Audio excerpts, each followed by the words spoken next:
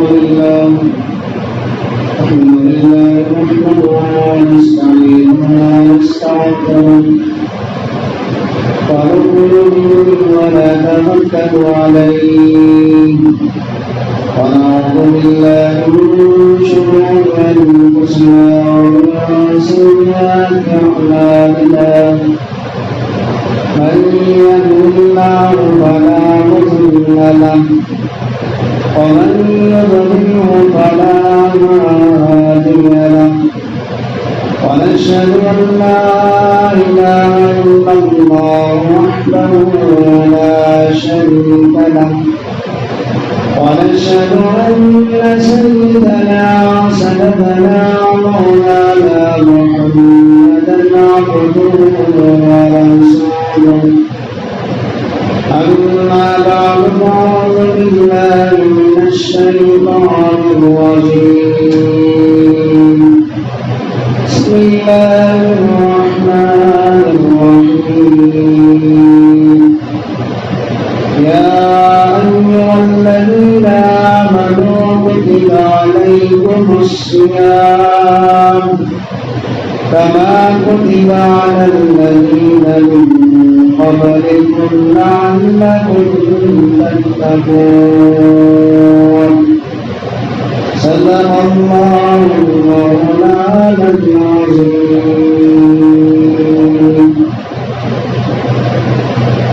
محترم دوستو اور بزرگوں، اللہ تبارک و تعالیٰ کا بڑا احسان و کرم ہے کہ اللہ تعالیٰ ہم سب کو رمضان المبارک مہینے میں پہلے جمعہ کے اندر اپنے گھر آنے کی توفیق عطا فرمائی اور اس سے پہلے کچھ دیر دین کی باتیں کہنے اور سننے کا موقع عنایت فرمایا۔ پورے رمضان کے مہینے کو 3 اشروں میں تقسیم کیا گیا ہے۔ پہلا اشرہ رحمت کا ہے، دوسرا اشرہ مغفرت کا ہے، تیسرا اشرہ آگ سے آزادی کا ہے۔ جو لوگ پہلے روزے سے رہتے ہیں، یعنی پہلے ہی دن سے سحری اور افطاری کا سلسلہ شروع ہوتا ہے، تراویح کا سلسلہ شروع ہوتا ہے، اسی دن سے اللہ کی رحمت ان کے اوپر برستے رہتی ہے۔ رمضان جو رمضان کو نام رکھا گیا ہے، یہ قرآنی نام ہے۔ اس مہینے کو اللہ تبارک و تعالیٰ نے رمضان کہہ کر پکارا، شہر رمضان الذی، کہ رمضان کا جو مہینہ ہے اس کو جو نام اللہ نے خود اپنے کلام پاک میں بیان کیا، انزل فیہ القرآن، یہ مہینہ وہ ہے کہ جس کے اندر قرآن کو اتارا گیا۔ قرآن ایک ساتھ نہیں اترا بلکہ تھوڑا تھوڑا اتارا گیا۔ مکمل قرآن 23 سال کے عرصے میں اترا، تھوڑا تھوڑا اتارا گیا، ضرورت کے لحاظ سے، موقع کے لحاظ سے، کبھی صبح میں کبھی شام میں، جیسے اللہ کو ضرورت پیش آتی اپنے احکام کو اتارتے۔ تو قرآن جو اترنے کا سلسلہ شروع ہوا تو رمضان المبارک کے مہینے کے اندر ہوا۔ یہ جو رمضان کے روزے ہیں وہ 2 ہجری میں سٹارٹ ہوئے ہیں، شروع ہوئے ہیں۔ اس سے پہلے بھی روزے فرض تھے، اس کو اللہ تعالیٰ نے قرآن پاک میں بیان فرمایا کہ تم سے پہلے امتوں پر بھی روزے فرض ہیں، لیکن روزے رکھنے کے طریقے الگ الگ انداز کے تھے۔ جیسے آج بھی بہت سارے قوموں میں لوگ روزہ رکھتے ہیں، ہر ایک کے روزہ رکھنے کا، فاسٹنگ کرنے کا ایک الگ الگ طریقہ ہوتا ہے، لیکن ہمارے جو روزے ہیں ایمان والوں کے، مسلمانوں کے، دینداروں کے جو روزے ہیں وہ ایک الگ طرح ہیں، وہ نصوص کے ساتھ ہے اور قرآن اور حدیث کے ساتھ ثابت ہے۔ پہلے روزے جو ہوتے تھے وہ 24 گھنٹے کے روزے ہوتے تھے، یعنی 24 گھنٹہ روزہ رکھنا پڑتا تھا۔ موقع ایسا رہتا تھا کہ افطار کا وقت ہو گیا، افطار کھا لیے، اب اس کے بعد اگر سو گئے تو روزہ شروع ہو جاتا تھا۔ تو اس لیے سونے سے پہلے تک جتنا کھانا ہے، اب پھر اس کے بعد جیسے آنکھ لگی تو پھر روزہ شروع ہو جاتا ہے۔ اس طرح پہلے زمانے کا روزہ ہوتا تھا، لیکن اس وقت بعض حالات واقعات پیش آئے تھے۔ ایک صحابی تھے، مزدوری کرنے والے، محنت کرنے والے، کام کاج کرنے والے۔ اب بہت سارا مجمع کام کاج ہی کی بنیاد پر روزہ چھوڑ دیتا ہے کہ ہمیں دھوپ پہ کام کرنا پڑتا ہے، ہمیں دھوپ کے اندر تھکنا پڑتا ہے، محنت و مجاہدہ کرنا پڑتا ہے۔ روزہ اسی لیے فرض کیا گیا، اور روزے کا ثواب بھی اسی طرح کی تقسیم ہے۔ ایک آدمی اسی کمرے کے اندر رہ کے روزہ رکھ رہا ہے، اس کو ایک ثواب الگ ہے۔ ایک آدمی روزہ رکھ کر محنت مزدوری کوشش کرتا ہے، اس کے ثواب میں دونوں میں فرق ہوگا۔ تو اسی لیے شروع میں کہہ دیا گیا کہ رمضان صبر والا مہینہ ہے۔ روزے کے اندر جتنی بھی مشقت ہوتی ہے اس کو برداشت کرنے کا نام ہی روزہ ہے۔ اگر برداشت نہیں ہے، اگر اس کو برداشت نہیں کرے تو پھر وہ کیسا روزہ ہے؟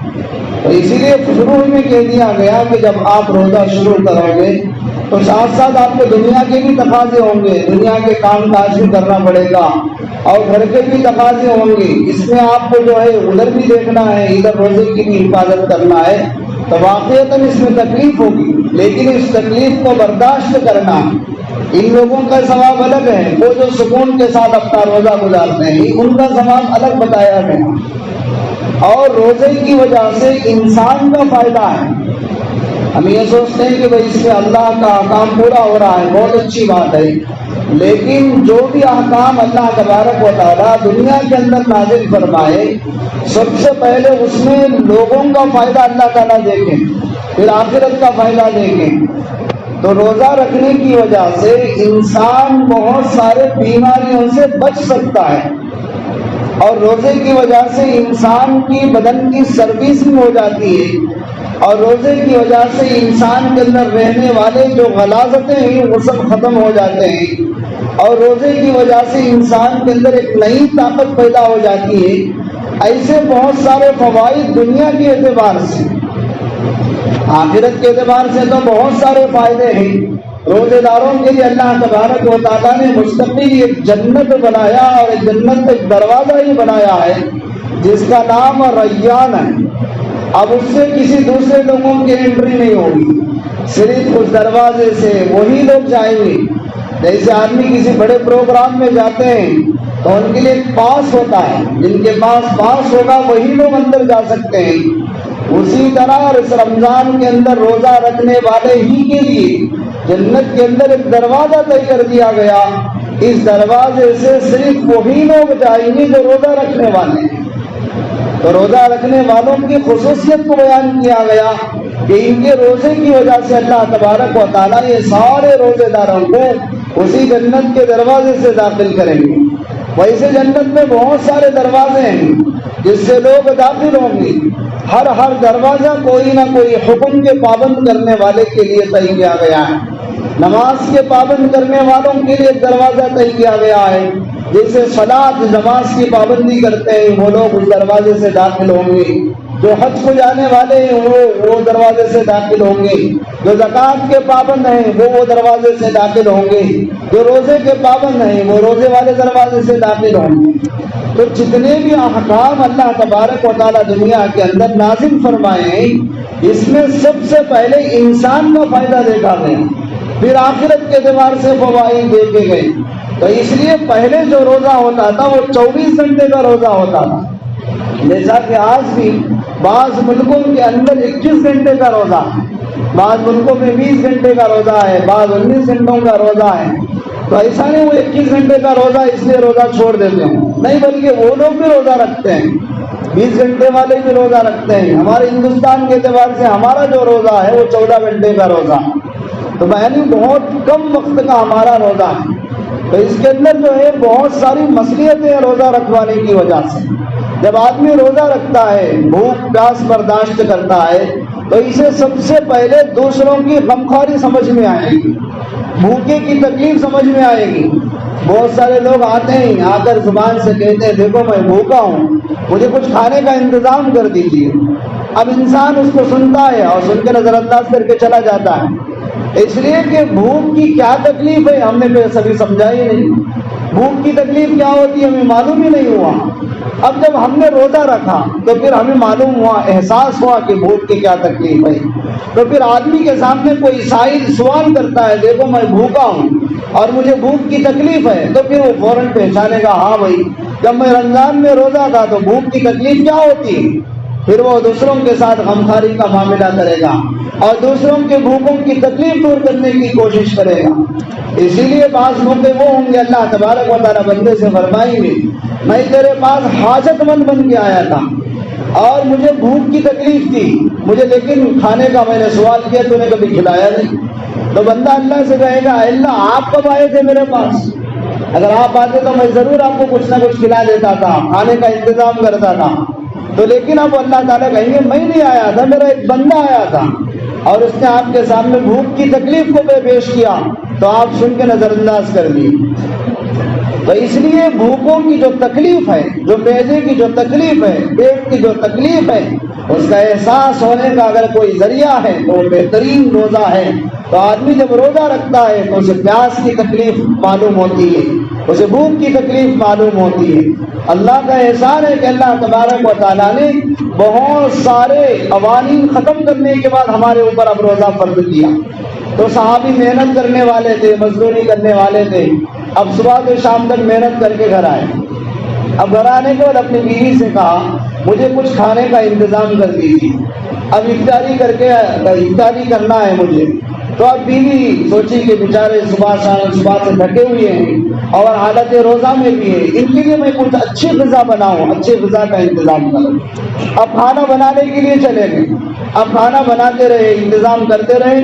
اب جب تیار ہو گیا تو آ کر دیکھے تو شوہر سو گئے تھے۔ اب اس وقت کیا تھا، جیسے سو گئے دوسرے دن کا روزہ شروع ہو جاتا تھا۔ اب صحابی کا روزہ شروع ہو گیا، کھانا تو تیار ہے لیکن یہاں پر روزہ شروع ہوا، اس لیے کہ اس زمانے کا روزہ 24 گھنٹے کا ہوتا تھا۔ جیسے نیند لگی روزہ شروع ہو گیا۔ اب صحابی اٹھے، اٹھ کر دیکھے کھانا تو تیار ہے لیکن روزہ شروع ہوا، اب نہیں کھا سکتے، نہیں پی سکتے، کھانے کا سلسلہ بند ہو گیا۔ اب اسی بھوکے فاقے کے ساتھ دوسرے دن کا روزہ چلتا رہا۔ جب ظہر کی نماز میں پہنچے تو بے ہوش ہو کے گر گئے۔ تو حضور صلی اللہ علیہ وسلم معلوم کیے تو پتا چلا تو یہ کھانے کے لیے گھر گئے تھے، تھوڑا بنانے میں تاخیر ہو گئی تو اس لیے جو ہے ان کو نیند لگی اور ان کے دوسرے دن کا روزہ شروع ہوا۔ اسی طرح ایک صحابی ہے، تو اس وقت جو ہے جیسے روزہ 24 گھنٹے کا ہوتا تھا تو رات کا بھی روزہ تھا، دن کا بھی روزہ تھا۔ ہمارا تو ایسا روزہ نہیں ہے، تو اس وقت رات کا بھی روزہ تھا، یعنی جو کام حلال تھے، جو کرنے کے تھے وہ بھی نہیں کر سکتے تھے۔ جیسے اب اس وقت میں روزے داروں کے لیے رات میں حلال ہے، سارے کام کر سکتے ہیں، رات بھر کھانا چاہے تو کھا سکتے ہیں، پینا چاہے تو پی سکتے ہیں، یہ ساری چیزیں حلال فرمایا اس امت کے لیے۔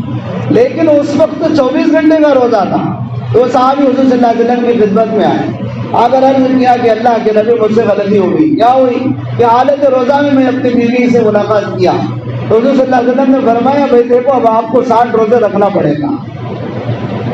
اب صحابی پریشان ہو گئے، 4-5 روزے رکھے تو ایسا گڑبڑ ہوا، اب 60 روزے میں پتہ نہیں کتنے گڑبڑ ہو جائیں گے، اب کل مجھے کتنے روزے رکھنا پڑیں گے؟ 10 دن میں 1 گڑبڑ ہو گیا تو پھر 60 دن میں 6 گڑبڑ ہو جائیں گے، تو پھر 6 360 1 سال کے روزے مجھے رکھنا پڑے گا۔ تو اب حضور صلی اللہ علیہ وسلم یہ کہنے لگے کہ حضرت میں ایسے 60 روزے نہیں رکھ سکتا۔ تو پھر حضور صلی اللہ علیہ وسلم نے فرمایا چلو پھر کسی کو کچھ 60 مسکینوں کو کھانے کا انتظام کرو۔ وہ کہنے لگے کہ حضرت اس کی بھی میرے پاس طاقت نہیں ہے کہ میں 60 لوگوں کو کھانا کھلاؤں۔ اب حضور صلی اللہ علیہ وسلم پریشان ہو گئے اب کیا کرنا ہے، ادھر روزہ رکھنے کی بات ہو رہی تو وہ بھی تیار نہیں ہے، ادھر 60 مسکینوں کو کھانا کھلاؤ تو میرے پاس اس کی بھی طاقت نہیں ہے۔ تو صحابہ صلی اللہ علیہ وسلم سوچتے رہے، اتنے میں ایک صحابی کیا کرے کھجور کا پلیٹ میں کھجور لے گیا، تب حضور صلی اللہ علیہ وسلم کے پاس لا کے کہے کہ حضرت یہ آپ کے خدمت میں تحفہ ہے، آپ جسے چاہے دے دو، جسے چاہے تقسیم کرو۔ تو حضور صلی اللہ علیہ وسلم صحابی کو بلا کے بولے دیکھو وہ یہ کھجور آ گئی، کم از کم اسے لے جا کے تقسیم کرو تاکہ تمہارا فدیہ تمہارا بدلہ ہو جائے۔ تب حضور صلی اللہ علیہ وسلم سے وہ صحابی کہنے لگے حضرت میں ایک بات کہوں ناراض تو نہیں ہوتا، تو بولے ہاں کہو کیا بات کہنا چاہتے ہیں؟ مدینے میں میرے سے زیادہ کوئی فقیر محتاج ہے کہ جن کو جا کے میں کھجور تقسیم کروں؟ تو حضور صلی اللہ علیہ وسلم فرماتے اتنا ہنسے ان کی بات سن کر کہ نوازش جو اندر کے دان تھے وہ بھی نظر آ گئے.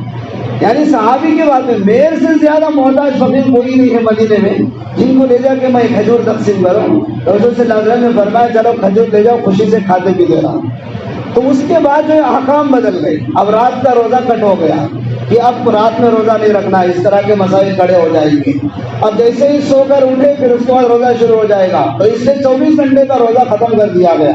تو پھر روزہ کہاں سے کہاں تک؟ ثم اتموا الصیام الی اللیل، صبح صادق سے لے کے غروب آفتاب تک کے روزے کو فرض فرمایا گیا. دیکھو اللہ کا کتنا احسان ہمارے اوپر ہے. تو پہلے 24 گھنٹے کا روزہ تھا صحابہ کے دور کے اندر، پھر اس سے حالات پیش آئے تو پھر اس کے بعد اللہ تبارک و تعالیٰ نے اس روزے کے اندر تخفیف فرما دی. پھر صبح صادق سے لے کے پھر غروب آفتاب تک کا روزہ ہمارے اوپر فرض فرمایا. تو اس لیے دوستو بزرگو ہم ان روزوں کو پابندی کے ساتھ رکھنے کی کوشش کرنا ہے. اور روزہ جو رکھتے ہیں وہ ہم اپنی طاقت سے نہیں رکھتے بلکہ اللہ تعالیٰ اپنی قدرت سے ہم لوگوں کو روزہ رکھاتے ہیں. ورنہ ہمیں خود اپنی طاقت سے اگر روزہ رکھنا چاہے تو ہرگز نہیں رکھ سکتے. نہ ہمیں پیاس برداشت کر سکتے ہیں نہ ہمیں بھوک برداشت کر سکتے ہیں. اس کا 12 زندگی میں تجربہ رہتا ہے. کتنے موقع پہ ایسے ہوتے ہیں کہ انسان دیکھتا ہے کہیں بھی اگر کھانے کا ایک وقت 1 گھنٹہ 1.5 گھنٹہ 1 گھنٹہ ادھر ادھر ہو جائے تو انسان کتنا ناراض ہو جاتا ہے. کتنے لڑائیاں جھگڑے ہو جاتے ہیں، شادیوں میں ہو جاتے ہیں، فنکشنوں میں ہو جاتے ہیں. کیا بھائی کہ کھانا تاخیر ہو گیا تو اس لیے جھگڑا ہو رہا ہے. اب پانی کی پیاس کی شدت ایسی کہ انسان اس کو روک ہی نہیں سکتا. کتنا بھی پیسہ اس کو دے دے گا پہلے پانی پینے کی کوشش کرے گا.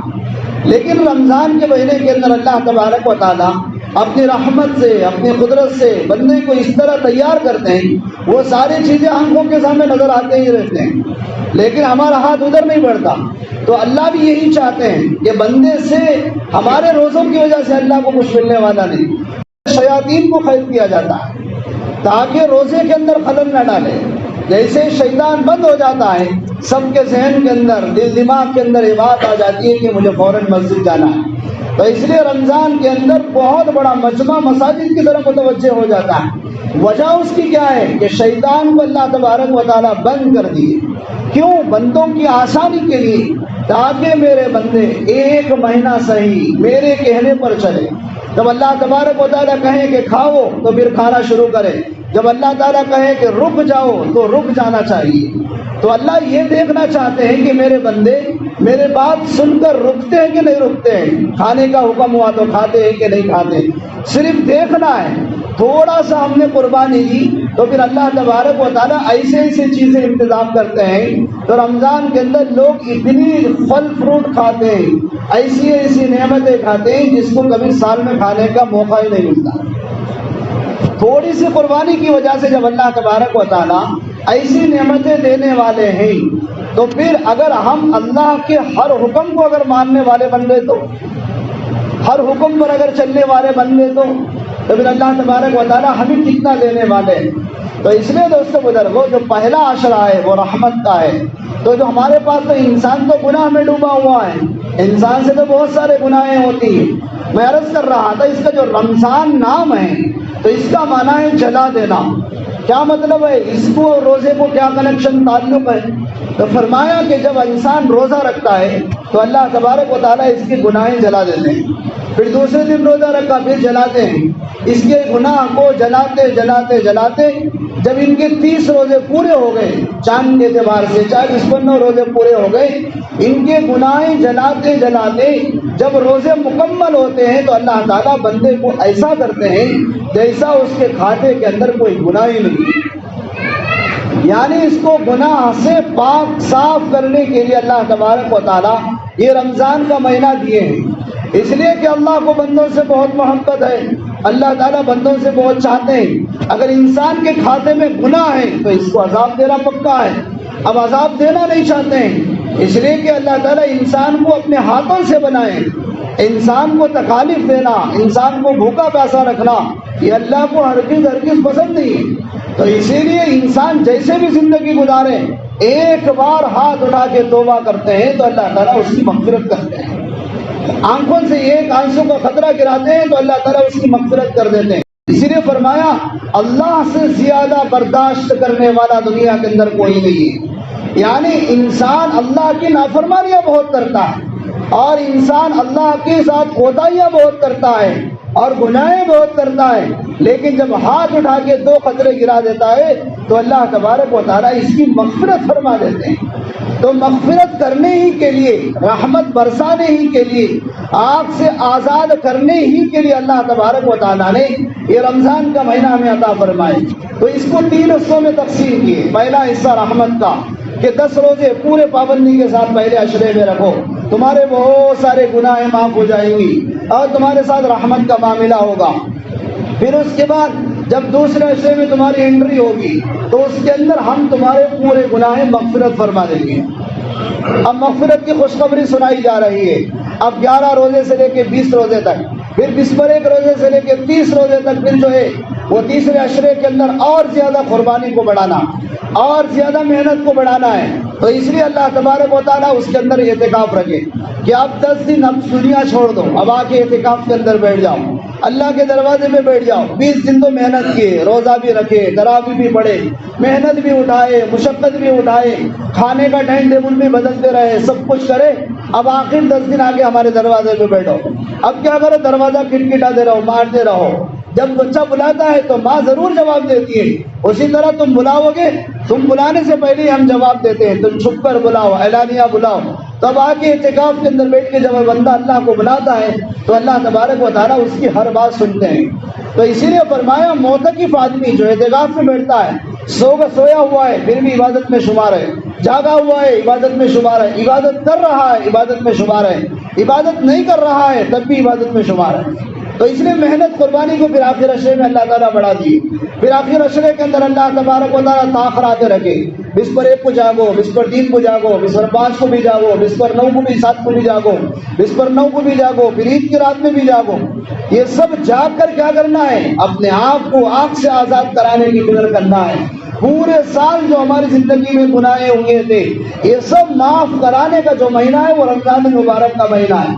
اللہ تو یہ چاہتے ہیں کہ جیسے رمضان کی عید آ جائے تو بندے کی زندگی کے اندر کوئی گناہ باقی نہ رہے، بندہ ایک دم صاف پاک دھلا ہوا ہو جائے۔ یہ اللہ کی مصلحت ہے۔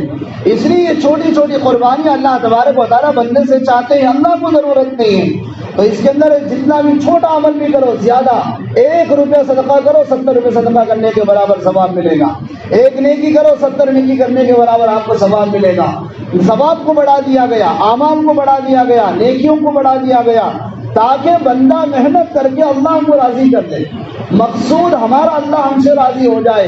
11 مہینے جو ہم اپنی منچائی زندگی گزارے تھے، اب 1 مہینہ ہم اللہ کے چاہنے کے مطابق زندگی گزاریں گے تو انشاءاللہ ہمارے سارے گناہ معاف ہوں گے اور اللہ تبارک و تعالی ہمیں آگ سے آزادی کے فیصلے سنائیں گے۔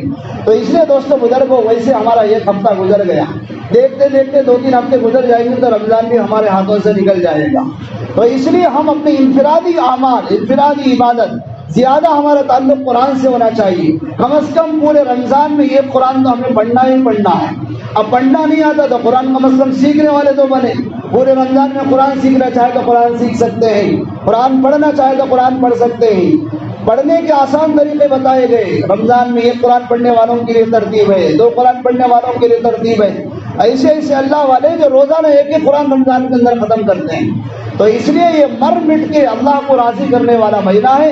اگر ہم غفلت میں گزاریں گے تو ہمارا وقت ویسے بھی گزر جائے گا، کچھ کرے گزر جائے گا، کچھ نہ کرے تب بھی گزر جائے گا۔ لیکن عقل مند آدمی وہ ہے جو اپنی آخرت کے لیے اعمال کو تیار کرے گا تو وہ انسان کامیاب ہوگا۔ اللہ سے دعا ہے اللہ تعالیٰ ہم سب کو کہنے سننے زیادہ عمل کی توفیق عطا فرمائے۔ وآخر دعوانا الحمد للہ رب العالمین۔